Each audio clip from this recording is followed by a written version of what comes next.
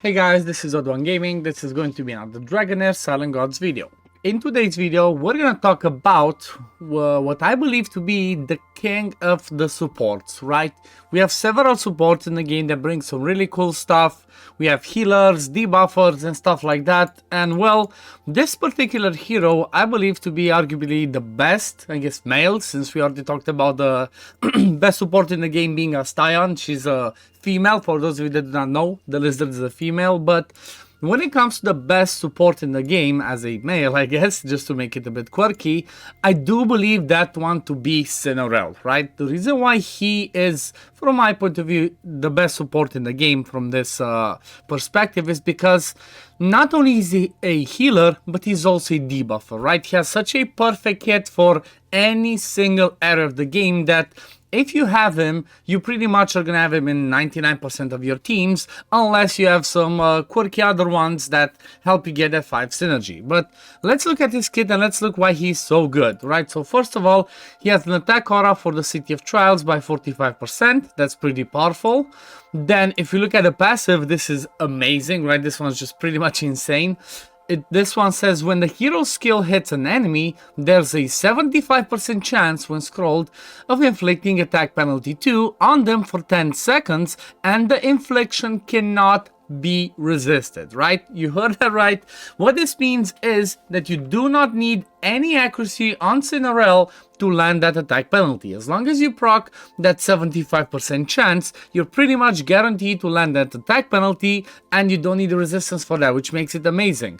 Also, when the hero uses a skill to heal an ally, the hero himself gains a healing of 50% of the current healing granted, right? So not only does he bring a lot of healing, which we're gonna see on his battle skill and his ultimate, but he also has self-sustain with the way that he does this healing, right? So let's look at his battle skill.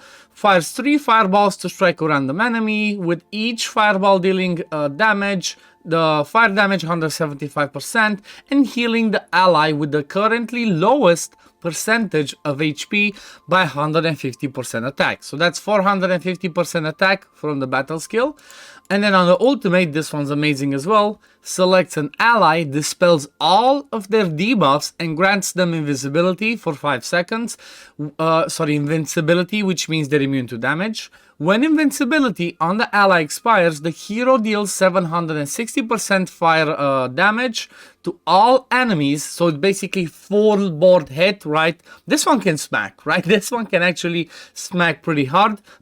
And he also heals all allies by 500% attack. So pretty much, if you look at his kit, it's pretty straightforward. You just want to give Synarell as much attack as you possibly can, and then he's going to be a perfect healer for you, for your team, right? He heals based off of attack on the battle skill, he heals based off of the attack on the ultimate, so that's all you're gonna want to give him, right? So when we're talking about areas such as like the Grave of Venom, right, let me let me just try and get one random healer out. Let me get Fange out, let me put in Synarell. Do I have some gear on him? No, let me throw some random gear on him just so I show you how good he can actually be with the the healing that he provides. It's mind-blowing, right? It's mind-blowing. He brings so much healing that I'm just trying to look to see if I don't already have the set. Okay, so the healing and the attack penalty is super powerful because that's pretty much the role of 2 supports, right, that he provides. He brings us the role of 2 supports in one single one, just by bringing us that attack penalty, again, that does not require any accuracy, in the same kit as his healing. So in a spot like this, for example, you throw him in there. If you build him, for example, if you build him with enough skill haste, he's also the perfect candidate to keep your tank alive, right, if you don't have an endgame team like this. But if he has enough skill haste, he should be doing his battle skill before the boss does the first AoE, which means there's, out of the 3 hits, that's a massive chance to just to land that attack penalty, and that's gonna allow us to stay alive, right? Most of the time, this boss fight, the Grave of Venom, is really tricky when it comes to surviving, right? Because like if we look again, if you look again, he's just already channeling. If you see, he's already channeling, and by the time he does that, boom, he already landed the attack penalty before the boss does the first hit. And I don't even have him built specifically, right? I just threw some gear on him, gave him the ancestral protection, I gave him the gatekeeper staff on him, and then off he went, and we have the attack penalty pretty much on all the time, right? You don't need to worry about this with, you know, in any shape, way, form, doesn't matter. He's your perfect attack penalty champ. He actually even brought some damage as well, right? It's the same principle if we're gonna be talking about the Grave of Curse, right? He's gonna be perfect healer plus attack penalty because he lands it every time he does the ultimate or battle skill, and pretty much any area of the game, right? Even in Vortex, right? If we're talking about the temporal vortex, he's again the perfect candidate because in Vortex most of the time we need, you know, we need as many supportive buffs, the attack penalty, we need healing, we need everything that we can get, and he even brings cleansing at least for a single target, right? So as an example, if you had a rogue team, or if you had a what's it called, if you had a team with wild or anything like that, you just straight up bring him in the team. The only reason I'm not using him is because Reta provides specifically for the temporal vortex a little bit more power because she brings cleansing and some other stuff, but he would be amazing in here, right? He would just give him gatekeeper staff and then he would be awesome. Now I guess since we're talking about that, let's look at what are the best builds for him in this season, okay? So let's start with the artifacts, I guess. When it comes to the artifacts, the number one best artifact from my point of view is going to be the gatekeeper staff, right? Even though we don't get defense, we don't get benefit from the defense and the skill haste, we do get a bit from the skill haste, as he's gonna do his skill faster. You don't get the benefit of the defense, but because he brings such massive heals right on his ultimate, he's gonna bring some insane shields with the gatekeeper staff. So that's why, from my point of view, this is the number one thing that you should use on him. Another option could be the Solar King's Horn, but this one's not as powerful as he only does AoE healing once on his ultimate, so it's not as good. But if you don't, you know, if you already have Gatekeeper on somebody else, you could use the Horn on him. Then another good option would be the Chest of Radiance. If you have it, it gives everybody, if you have the 5-man synergy, 10% attack and defense. And then obviously it gives you the attack that you need so that his heals are gonna be massive, okay? Then I guess apart from that, any other artifact that you believe would help you, if you want to make it quirky and give him some damage, you can go with some artifacts that give him attack percent.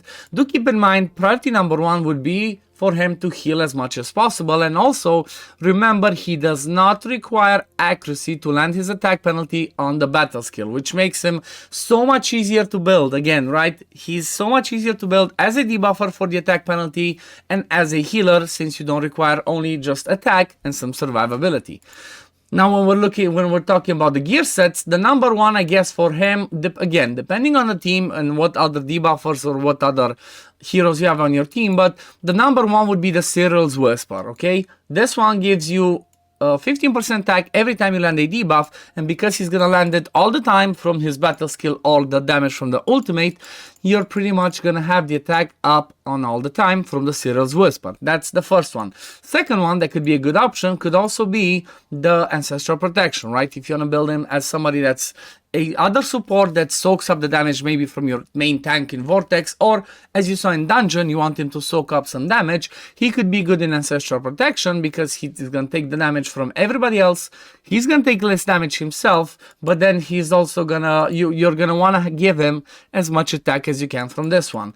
I guess the other, like, maybe third quirky option, if you think his healing is not enough, you can give him Mona Lisa's Blessing that heals more based on his HP, but I don't think this would be the one. I think the only two artifact sets that you should worry about him is gonna be, like I said, Synarell's Whisper, and then the Ancestral Protection. You could try and go damage, I guess, with some other quirky sets like Emissary's Whisper or the Shade of Death, but honestly, you don't want to complicate it. The two that I mentioned, and also 100% you're going to want to give him Mona Lisa's Blessing Mythic chest piece, that's attack percent, right? Because you want that 50-50 chance for him to make that massive heals.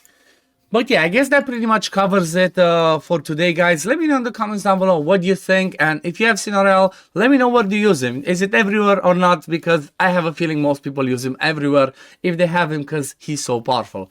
But yeah, thank you all for watching. As always, if you do enjoy my content, don't forget to like this video, subscribe to the channel to see when I upload next, and I'm gonna see you on the next one. Peace, love, take care, everyone. Bye, guys.